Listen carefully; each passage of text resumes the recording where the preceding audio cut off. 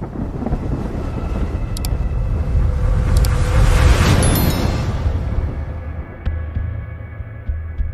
want you to notice specifically the little X's that you see in the middle of the screen. That is all throughout this rendition of this gameplay that I have for you right in here. It's people that is dying around me while I do basically nothing. Yes, I take a shot here and but more than anything, it's just people dying around me because of how busted this thing is, and I'm basically just doing nothing, like just standing in there. Like, yes, I kill things just for fun, because why not? Like, I can shoot things. But more often than not, I will notice that while I'm fighting or while I'm shooting something else is going to pop, or something else is going to die very far away from me, and that is this ordnance killing things.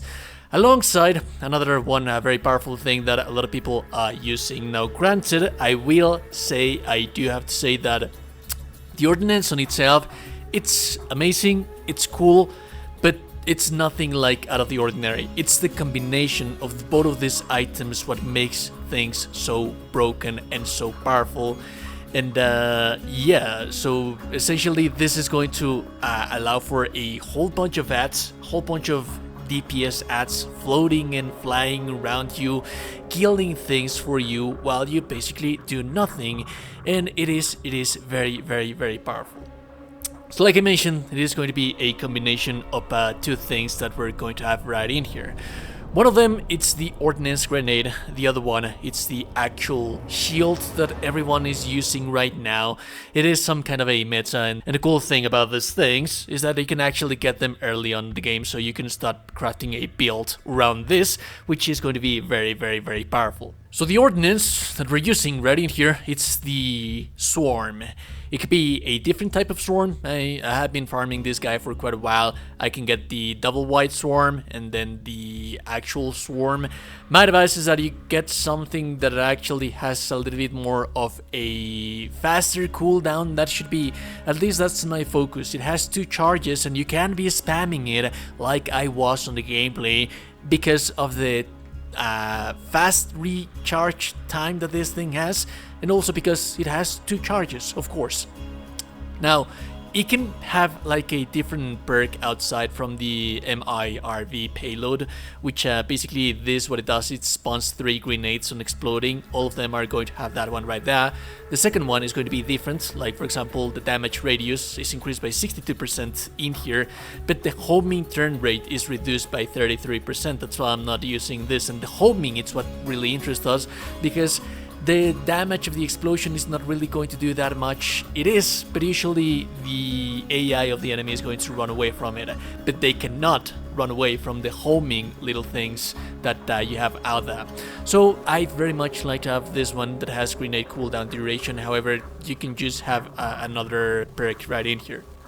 Now, the order, which is the third perk and what's really making a amazing synergy with the shield that we're using, it's that the grenades home in on nearby enemies and they act like a swarm, hence the name of the grenade. They act as a swarm and they deal damage to the enemy, and they're not going to kill a lot of enemies. They're going to kill like 2 or 3 enemies, but if you combine that with the actual shield, which is the fireworks that has the missile swarm, that whenever you kill things, if the grenade kill things, they make swarms, and all of those swarms are just going to be continuously happening because of both of the swarms that we have right in here. So that's why you see that on the gameplay right in here, even though that I'm doing basically nothing, the X is still popping up in that because it's still killing things out there that I do not even know where they are. Thankfully enough, this is a location that you can visit whenever you want to. There's no restrictions when it comes to the story, because this is actually a world pass, a world activity that you will find right in here. So this is the first starting area in the game, and then this is the path that you have to follow to continue through the story. If you stop by in here, you will find the prospects, the Reaper drill site, and this is where you're going to start farming this guy. Now granted, I do have to say that The actual drop rate for this ordnance, it's not really that amazing. I do have to say that I was farming this guy for like I think that it was 15 kills before I got my first ordnance, and then I got lucky. The next one, it was on the 10th. But yeah, remember that they could also have some other legendaries that they are going to draw for you, but this is the one that I managed to get more consistently out of this guy. The one downside about this is that this is not something that you can farm as fast as the shield. Just a quick, just to remind you really quickly, the shield that I'm using, you can get it from farming this boss in this area, and this is like the easiest farm in the entirety of the game because you can go in and out, kill a thing, doesn't have the legendary, you go back and forth because the boss doesn't have that much of a health pool. This one actually does. And the one downside about this guy as well is that you have to kill the ads before the boss actually spawns, so the farming time can be a little bit longer. But if you don't actually like the ordnance that he gave you, then once you get at least one, you can just farm it in like just 1 minute per run. So yeah.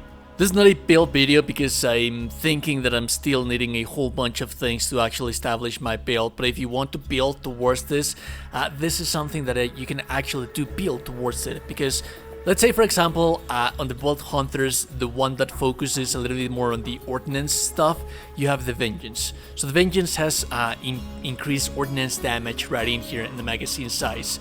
So if you pair that up with this one right in here, that every time that you kill something, you restore the ordnance cooldown. This being such a fast cooldown, that means that you can be spamming back and forth that little thing. Alongside, you have the Icy Rage, which actually pairs up with the Winter's Kiss. And what this does is that every time that you kill things with cryo damage, you can produce a AoE wave damage, but whenever you also deal ordnance damage and you're consuming a cryo affinity, which the cryo affinity you actually get it from in here, you're going to be dealing more and more AoE damage. And that is just a build crafting, theory crafting for a very powerful build on a combination of two items that already is, as shown in gameplay, very powerful, very broken. The one thing that I do have to mention is that there's a couple of ordnance that deal a lot of single target burst damage. This is not going to do that much, but more often than not, the ads on boss fights is what's more annoying, and these guys are this combination is going to clean them up like you have no idea, and makes exploration so much easier. Anyways, if you like the content, like and never super appreciate it, and also you're a gorgeous and beautiful person, you're indeed a gorgeous and beautiful person, subscribe to the channel, you're in Discord, have a beautiful day, goodbye.